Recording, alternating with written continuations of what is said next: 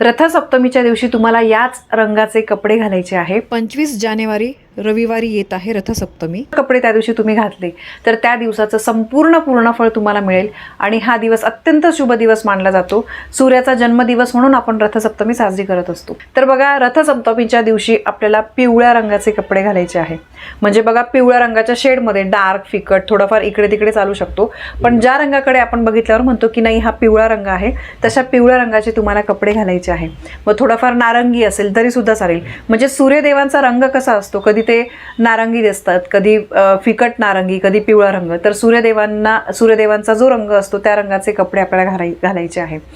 बघा, सूर्य हा आपल्याला अंधारातून प्रकाशाकडे नेत असतो। त्यामुळे तुमच्या जीवनामध्ये कुठल्याही मोठ्यात मोठ्या अडचणी, दुःख, संकट चाललेले असतील, त्याच्यातून तुम्हाला मार्ग काढायचा असेल तर न विसरता न चुकता रथसप्तमीच्या दिवशी तुम्ही पिवळे वस्त्र घाला।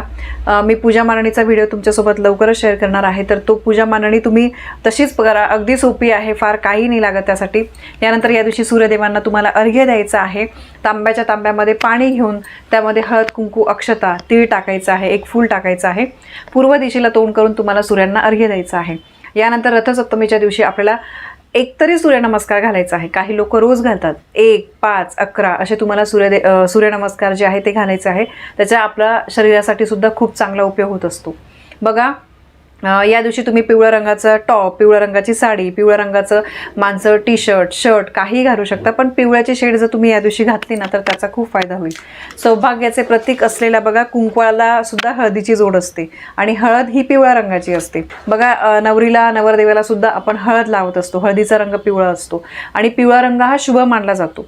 म्हणजे बघा, सूर्यकिरणांसारखा स्वच्छ आणि प्रभावी रंग हा पिवळा असतो। या रंगाच्या कोणत्याही शेड जर तुम्ही बघितल्या तर त्या अगदी लाईट आणि हा कलर जो आहे ना तो सकारात्मक प्रदान करणारा असतो। पिवळा रंग हा गुरु ग्रहाचं प्रतीक मानला जातो, तर त्यामुळे पिवळ्या रंगाचे कपडे या दिवशी घालायचे आहे।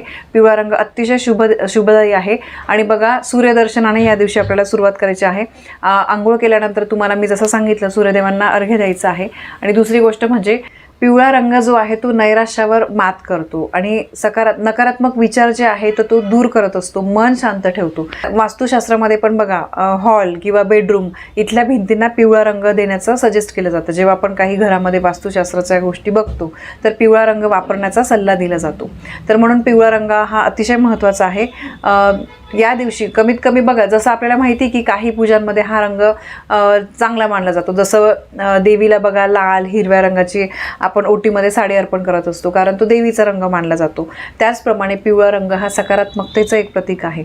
नकारात्मक ऊर्जेला तो प्रतिबंध करत असतो आणि आपण कुठलीही पूजा अर्चा काही करतो ना तर त्यावेळेस बघा, आपल्या भोवती आणि आपल्यामध्ये सकारात्मक ऊर्जा असणं हे जास्त महत्त्वाचं असतं। तरच मग आपण केलेल्या सेवेचं, आपण केलेल्या कार्याचं पूर्ण फळ आपल्याला मिळत असतं। नाहीतर आपल्यामध्ये निगेटिव्हिटी जास्त प्रमाणामध्ये असेल, खूप नकारात्मक विचार आपल्यामध्ये असतील आणि मग आपण एखादी बघा 4 तासाची जरी तुम्ही काही पोथी वगैरे वाचली तरीही त्याचा उपयोग होत नाही, कारण आपल्यामध्ये नकारात्मकताच खूप जास्त प्रमाणामध्ये असल्यामुळे त्या गोष्टी वाचलेल्या जे आहे त्याचं आपल्याला फळ मिळत नाही। म्हणून बघा, तुम्ही पिवळा रंग जो आहे तो तुम्ही घाला या दिवशी। त्याचा आपल्याला चांगला परिणाम आपल्या शरीरावर, आपल्यामधली सकारात्मक ऊर्जा वाढवण्यासाठी करून घेता येईल। तर रथसप्तमी हा दिवस अतिशय महत्त्वाचा आहे। छोट्या छोट्या गोष्टी करा। आपल्याला बघा माहिती आहे, ऑफिस असतं, सगळ्या गोष्टी असतात, पण पूजा मांडणी पण अगदी सोपी आहे। त्याचा व्हिडिओ आपल्या चॅनलवर आहे, तुम्ही नक्की बघा आणि तशी पूजा मांडणी करा। हा दिवस शुभ असल्यामुळे त्याचं आपल्याला शुभ फळ मिळवून घ्यायचे आहे। आणि या दिवशी बघा, आपल्याला काळा वगैरे कलर घालायचा नाही आहे। या दिवशी तुम्ही जसं मी सांगितलं पिवळा रंग घालणं तर शुभ आहेच। मग पिवळा रंग नसेल तर मग तुम्ही इतर कलर घालू शकता, पण काळा रंग घालण्याची चूक जी आहे तर ती करू नका। तर ही रथसप्तमीची अत्यंत महत्त्वाची माहिती मला तुमच्यापर्यंत पोहोचवायची होती। माहिती आवडली असेल तर व्हिडिओला लाईक करा, शेअर करा। आपल्या चॅनलवर नवीन असाल तर सबस्क्राईब नक्की करा। धन्यवाद। श्री स्वामी समर्थ।